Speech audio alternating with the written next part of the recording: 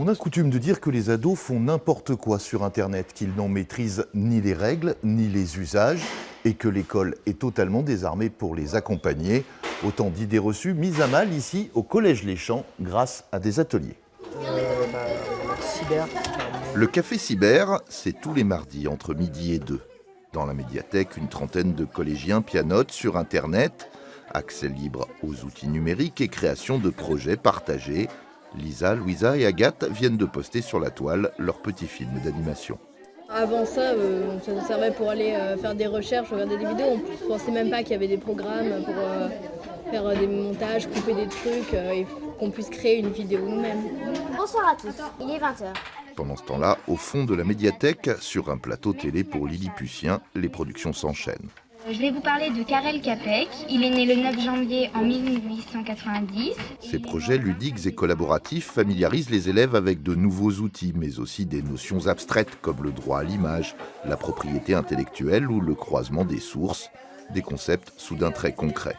Ils vont devoir faire des recherches, donc faire des recherches documentaires qui sont vérifiées, donc on ne va pas sur un seul site. On va les valider, on va les suivre, nous, en tant qu'adultes.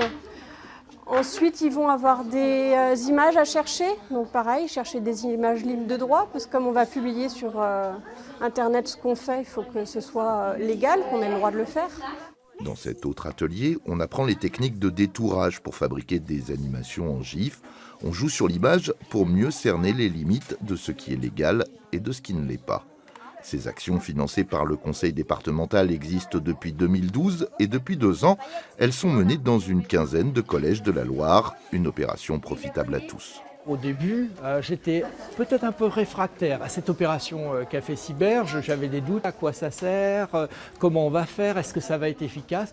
Et je dois dire que maintenant, mes doutes sont entièrement levés. Et je vois qu'effectivement, les élèves qui participent à ces formations, à ces actions, sont plus volontaires après dans le cadre général de l'établissement, apportent aux autres élèves et ont vraiment une meilleure connaissance, une meilleure pratique de l'Internet. Vous allez enlever la tablette, d'accord ? Et on va aller chercher un câble et vous allez le mettre sur l'ordinateur. Former les élèves est donc nécessaire, voire même indispensable, mais les professeurs, les documentalistes et les encadrants sont eux aussi accompagnés par l'Éducation nationale, à l'image de cette conférence organisée récemment au lycée Foriel. Car de la navigation sur Internet à la consultation de sites djihadistes, il n'y a parfois qu'un clic. Pour mieux comprendre les rouages complexes qui mènent des jeunes à l'auto-radicalisation, ces professionnels de l'éducation ont été invités une journée durant à échanger avec des policiers, des gendarmes et des spécialistes venus les éclairer sur le rapport des adolescents au numérique, comme ce socio-anthropologue québécois.